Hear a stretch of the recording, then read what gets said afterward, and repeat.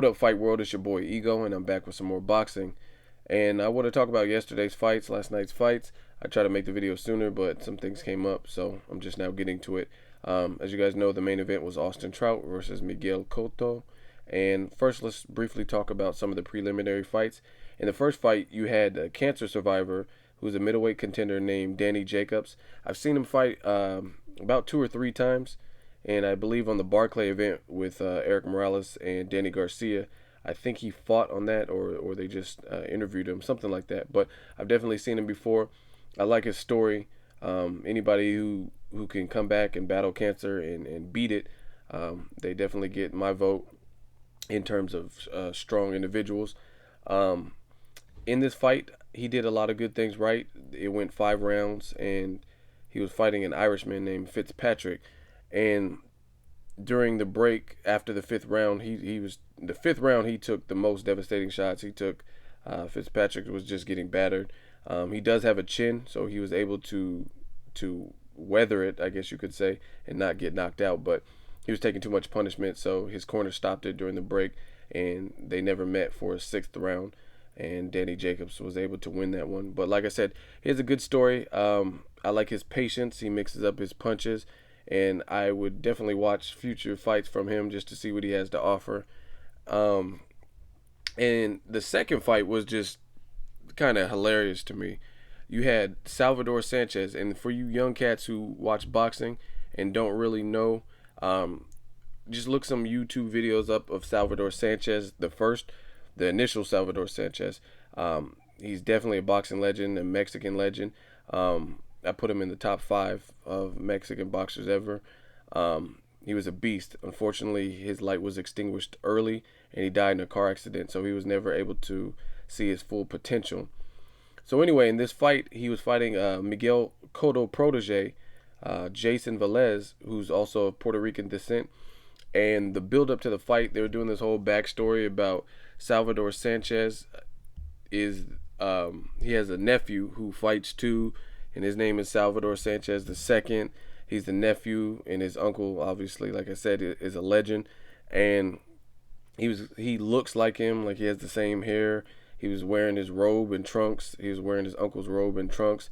So I was like, okay, maybe this guy has something, because I don't know. I was just hoping, because I like Salvador Sanchez the first a lot. I was hoping he had something to offer, but this dude's a clown. It was embarrassing watching Jason Velez just destroy him. I think the fight ended in 3 rounds. He got knocked down in the second. Perhaps one of the most hilarious things in this whole fight was when Salvador Sanchez II went to his corner, because he has the Spanish fro, just like Salvador Sanchez the first. When he was in his corner, he's sitting down, and his corner's like just getting in the ass because he sucks. And they're shaking him, his hair's moving all crazy, and then his corner slaps him. And I'm just thinking to myself, like, damn, when is the last time I seen the corner slap their fighter to focus? And it's just funny. I mean, I've seen it before, but a lot of times you see it on movies like Rocky, like, it's over, Rocky, nothing's over, and then he gets slapped or some shit like that. But when is the last time, so this is a little trivia, or not even a trivia, it's a question. When is the last time you seen the corner slap their fighter in the second round? Like, it'd be one thing if it's later in the round and their fighter's losing steam, or they're in against elite competition and they're starting to lose gas. But when is the last time you've seen a fight, like a fight where the fighter got slapped by his corner because he wasn't focused in the second round? That just goes to show you this dude's horrible. Like, who gets slapped in the second round? Anyway, Salvador Sanchez II is not the truth. He did nothing for his uncle's namesake. He got bodied. Jason Velez just really went to town on him. Knocked him down. See if you guys can catch the re-air of it. It just wasn't a good fight. He looked really jittery. His trunks were tucked in, like half folded in. I don't know. He just looked sloppy. He didn't look like. Yeah, I didn't even really see him throwing punches. It was just embarrassing. Yeah, so that's pretty much all I have to say about Salvador Sanchez II. he didn't do his uncle any favors by wearing his robe or the trunks. It obviously wasn't good luck for him. And then moving on to the main event, you have Miguel Cotto versus Austin Trout. I made a prediction video for this, and like I said, I was pretty much betting with my heart. I've always been a Cotto fan. I like Cotto a lot. Very humble dude, solid fighter. He's never ducked anybody. He always fights the best. You know what I mean? Like, tell me somebody else who has a resume like Cotto, win, lose, or draw. You know what I mean? Cotto's fought. He's fought Mosley. He's fought Clottey, Mayweather. He's fought Pacquiao. I mean, who hasn't this dude fought? So I've always liked Cotto, and like I said, I said in the video I was very fair. I said it's a 50-50 fight. I also said that a lot of times people underestimate a fighter just based on relevance, just based on how well they know that fighter. And I gave the example of Danny Garcia. A lot of people didn't know Danny Garcia going into the Eric Morales fight, so nobody gave Eric Morales a chance, or excuse me, nobody gave Danny Garcia a chance. And we seen what happened in that fight. The first fight, he beat him with a knockdown. It wasn't as convincing, and then the second one was just he abolished him. Um, and then same thing with Amir Khan. They were like, "Oh, this guy's not a superstar," and then he beat Amir Khan too. So until someone beats him, you have to give him his props. But with Austin Trout, I've seen Austin Trout before. I knew he was a crafty fighter. I knew he had the ranginess, and he had the height advantage. So I knew it was a tall order for Cotto. I did think that Cotto had the talent to beat him, but he didn't show enough of it.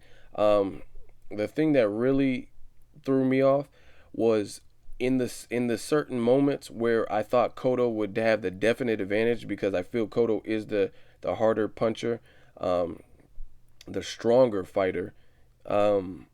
Cotto didn't really show me anything. He didn't really show me that he was besting in those different situations. Like, let's say they're inside close. I thought Cotto would do more damage, more body shots, more overall like total damage to Austin Trout than what he did. But if you watch the fight, Austin Trout was mixing it up, and he was actually, when they were doing their inside exchanges, he was actually getting the best of it on a lot of times. So basically, Austin Trout was fighting different styles of fights. He was like his inside fight game, he seemed to be doing better for the most part overall against Cotto. Definitely from the range and from the outside, he was doing better. So that was actually surprising to me. I thought Cotto would mount his attack early and just put nonstop pressure and really connect and land some good shots to possibly get Austin Trout out of there, or just hurt him or knock him down or something. But that didn't happen. And Austin Trout was able to win via unanimous decision. There was no knockdowns in the fight. I also said I wanted Cotto to win because I wanted to see him fight Canelo, and because I think if he were to lose, that where does he go from here? That's exactly what I said in the video. I'll put the link in the description, and that's where I really feel for Cotto. I don't really know what he's gonna do. Who can he fight? Like, now, after seeing his performance tonight, I don't know what he has left. And I like Cotto a lot, but I'm a realist. I don't see him like performing like that. I don't see him beating Pacquiao in a rematch. I don't see him beating Mayweather in a rematch. I don't see him beating Canelo, and I don't see him beating Sergio Martinez. So who's there to fight that's relevant, that's going to get you a good payday, or not be a high risk, low reward type of fight. So that's just my thought. What do you guys think? As far as Cotto, I just feel, unfortunately, I feel like he had a good run, but he's kind of done. The only other option I would say is possibly move back down to 147 and then fight one of those guys, you know what I mean, like a Kell Brook, a Devin Alexander, Maidana, or somebody like that, somebody with the belt, Timothy Bradley.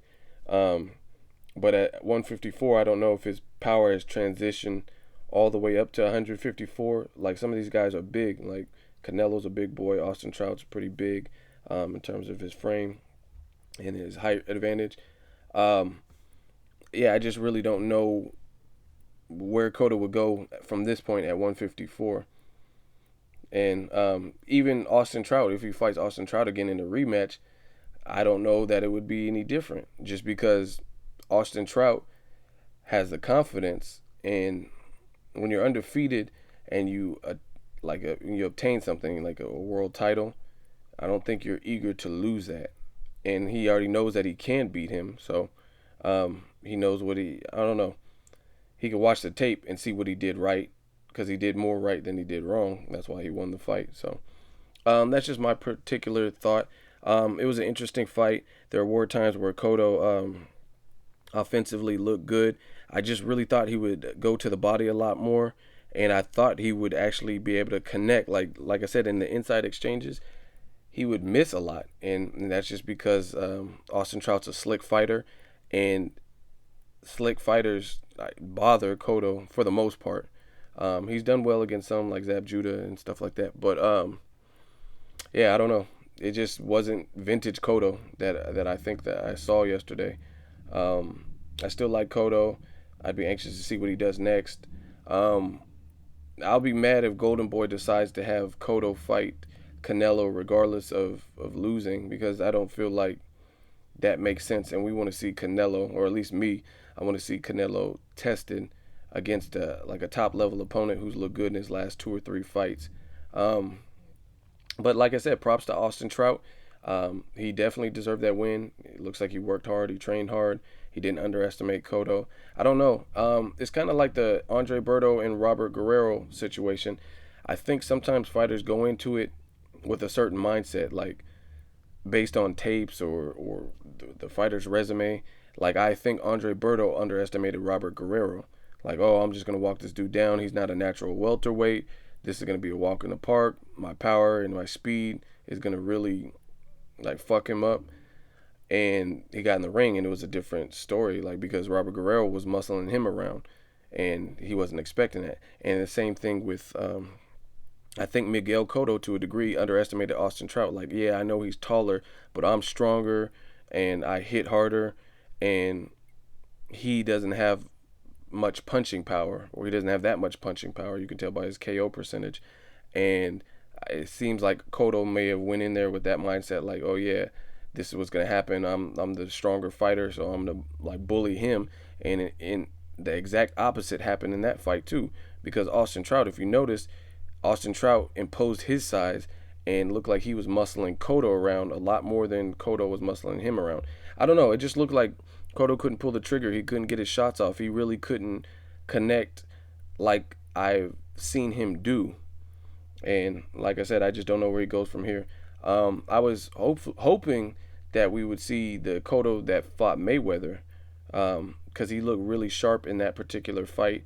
And this one, he just looked like his, I don't know, like his mindset's in a different place or something. But that's just basically my thoughts on it. I still like Miguel Cotto, Austin Trout. He proved that he's here to stay, and props to him. Let me know what you guys think. What's the next step for Cotto? Who should he fight next? Should he hang him up? Should he retire? What do you guys think? Either way, make sure you guys subscribe, comment, and or hate on the video. Either way, it doesn't matter because I'm still getting the views. Until next video, it's Ego signing off.